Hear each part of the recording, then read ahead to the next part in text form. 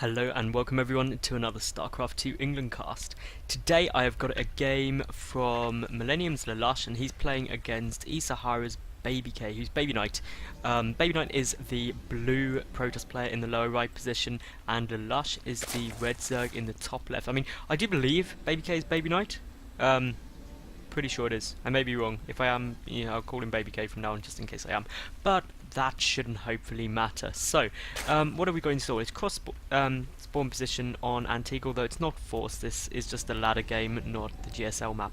And essentially, it's not going to change too much. I mean, even if they were close positions, the builds would be very, very similar. And that's going to be the Baby Knight, or BabyK is probably... Well, he's not actually going to fast expand, he's got a pylon on the high ground. He had really the choice of fast expanding or going for sort of a 1-gate expand or something like that. Lalush, on the other hand, he's going to have to go for a 14 or 15 pull to be safe in case there was an early forge down, and then get a natural base down quickly. And really, essentially, because Baby Knight hasn't gone for a forge fast expand or something like that, he can have a bit of breathing space when it comes to taking his third, and Lalush can delay that a little. So no sort of 4-minute 20 third base or anything like that that's usually seen. And why is it that BabyK didn't go for this forge fast expand? Well, it's because this map is actually probably the hardest map in the ladder pool to get a forge fast expand off on, because, well, this ramp is huge, so if you try and wall off right at the front, it's quite difficult. Your only other option is to sort of do a strained nexus, wall off, and then you still need a cannon there, and you also ideally need a cannon over here, or you need 2 cannons basically to hold it, which is just a bit awkward. And when you're doing all of that, is it really worth it, is the question that comes up quite a lot. We always see these overlords running around. Knows he's not spawned up there. New overlord speed is just sick, it's brilliant. And essentially, well, you've got Lalush going for a very early hatchery off of that spawning pool, so obviously feeling quite safe. And the one thing which I would have liked to have seen is just something down here to give vision, because ultimately if you take this down too early, if there was a fast expand or anything like that, you could be in a bit of trouble if a pylon went down or something. But obviously the Zerglings will be coming out, so he should be fine anyway.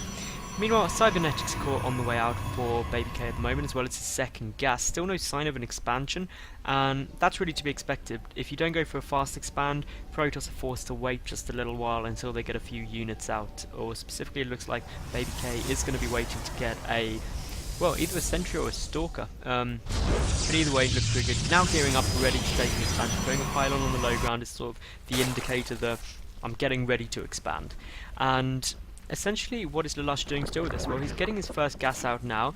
He does have a grand total of 4 Zerglings on the field, so they're just going to spread out very, very wisely, just running around, checking for any sort of pylons around, which could indicate a 4 warp gate or anything along those lines. Meanwhile, we have got a sentry coming out first, actually, so that's actually a good choice. It can block off the ramp, obviously, on its own, with a force field if needed. But to be honest, Lalush is not in a position where he's going to be putting on a lot of pressure anytime soon. He's just droning up, he's getting a good economy built, and he really wants to take this to the mid-game. And to be honest, Lalush is going to be met pretty equally by BabyK, who's just expanding now. He's only got the 1 gate, so it is a 1-gate expand as expected. Meanwhile, getting a second sentry out, so I actually quite like the choice of getting early sentries, because really, if you need the force fields, they're there, and if you don't, well, you bank up energy for later on, and you've got a lot of force fields ready for any kind of sort of 12-minute max or anything like that from the Zerg player. And obviously this, of course, is Millennium's Lalush, so one would imagine he plays quite a lot with Stefano, and therefore has picked up some of his tricks, which, as Stefano himself says, ZvP easiest matchup, in his opinion. So, yeah, that's really pretty much what's going on. We've got the Twilight counter coming down, so we may see a really early blink type play or something like that. Meanwhile, nope, it's going to be a Dark Shrine, so this is actually quite an interesting build. DT's very, very early on. It's pretty much a DT rush, actually. Just off the T-base, so it's not completely all-in-ish. And could be quite difficult, actually, for Lalush to deal with at the moment, because no sign of an Evo chamber or a lair as of yet. A general timing, which is really good, is when you get your Rotron, get your Evo chamber at the same time, because then you're prepared for situations like early DTs or anything along those lines. The Overlords are around, but they're not actually going to poke in yet. I mean, all Lalush needs to do is sack one of these Overlords and you know exactly what's happening. And actually taking this third base could be a big, big problem for him, because to get spores down everywhere or something like that will cost him a lot, and this third base will only just be finishing when actually that Dark Shrine is done. There is going to be 3 gateways up, so 3 DTs at a time can come out, and it'll be interesting if they push all at once. But here comes the Evo. Double Evo Chambers actually out from Lalush, so that's a very upgrade heavy build. He's also going to be in a position where, well, he can get out an awful lot of, well, you can get spore crawlers. It doesn't matter, you have 2 Evos, you can't get 2 spores like for every 1 lava or anything like that. Unfortunately, that'd be pretty cool. But no, we will see here lots of spore creep tumors. Well, my brain stopped working. Creep tumors coming out across the map, and everything's looking pretty swish for Lalush. He's getting up that lair now. These DTs are going to come in though, and essentially if these drones keep running back and forth, they could be in for a bit of a bad time. They could go down pretty quick, and there goes the cancel instantly on that third base. He saw those DTs come in, and now really Lalush has got to play this well. He's getting up a spore at each base, and that's going to really limit the damage, especially if those DTs don't run in straight away. That queen looking like he could be in a bit of problems. Only takes 3 hits to kill a queen with the 4 hits, sorry, to kill a queen with DTs. And well, this DT's rush is gonna kind of go to nothing, because now those spores are out, all it's going to be able to do is delay the third base for a long time. Essentially once the lair is done, which is now, an overseer can come out and they can go and be cleaned up very quickly. Meanwhile now, charge coming out here for BabyK. He's getting up the robotics facility as well as those +1 ground weapons upgrades, and essentially he's going to be in a nice spot to go some kind of 3-gate push with that Robo Bay. May actually get up Colossi relatively quickly, but here comes the third base for Lalush now in the front position, getting that Overseer. That base obviously just a macro hatch to allow for the improved production. The infestation pick coming down, so this is very Stefano-esque. He's getting out the double upgrades, he's getting quick infestors, Ling infestor build against Protoss. It works well, it's really good.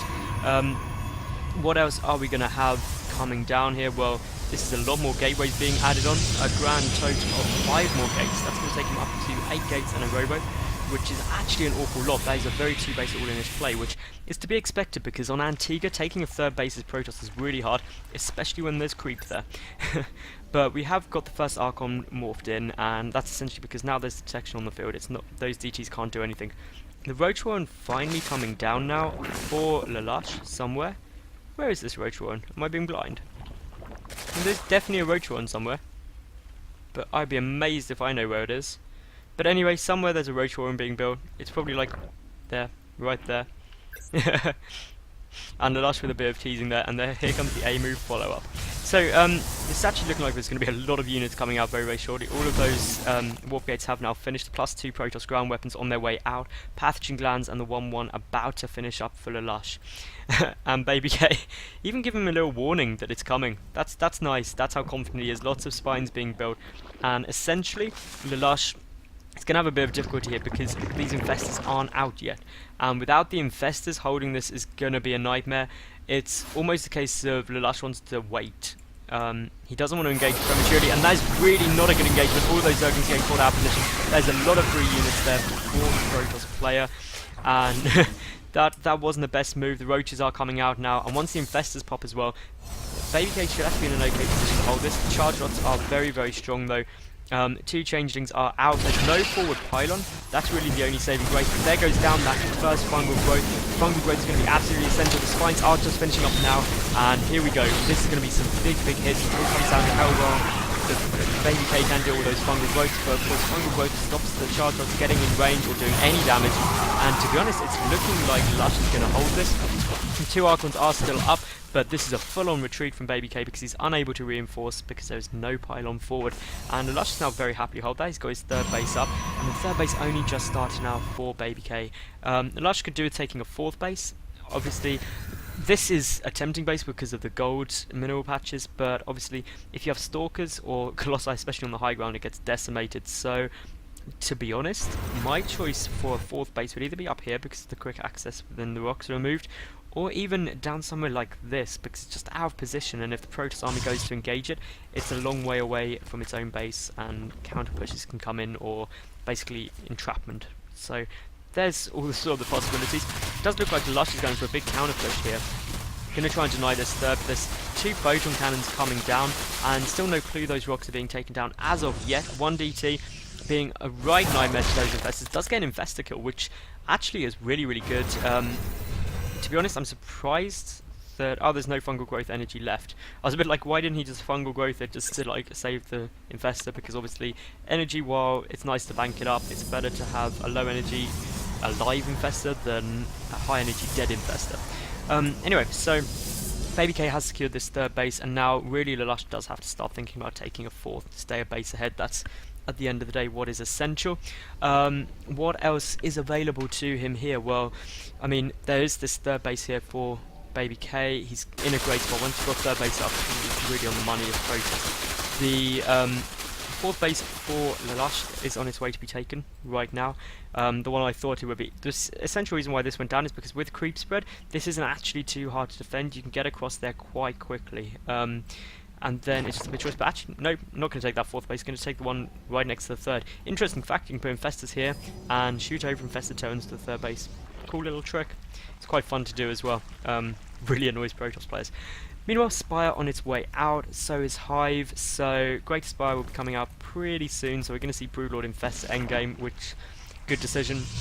Meanwhile, BabyK, if this is going to go into the real late game, he needs to start considering how he's going to follow up. I mean, he's got some Colossi on the way out now. He's about to get his third. Four's really the money spot.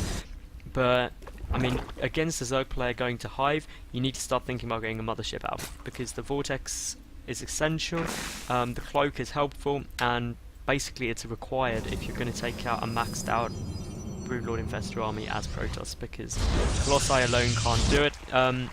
Meanwhile, we've got a fifth base coming out here as well from Lalush. A double expand I think is really good. He's got such a trust fund of minerals. He needs to be spending, building bases, and then he'll be happy. I'm saying everything like 3 times just to emphasize it. It's a cool little trick. Anyway, so what have we got going down? More gateways, and I mean, essentially, BabyK is maxed out now. He's summing out. He's got 3 Colossi, 3 Colossi and a Mortal in there as well.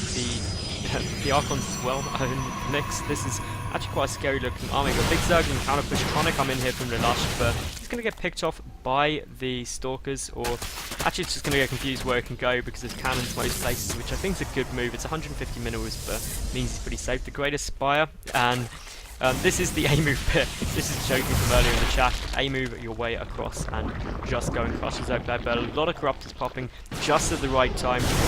These spines are going to be essential. Some big fungal growth are going off at the moment, and shall we watch this in full screen glory? I think we should.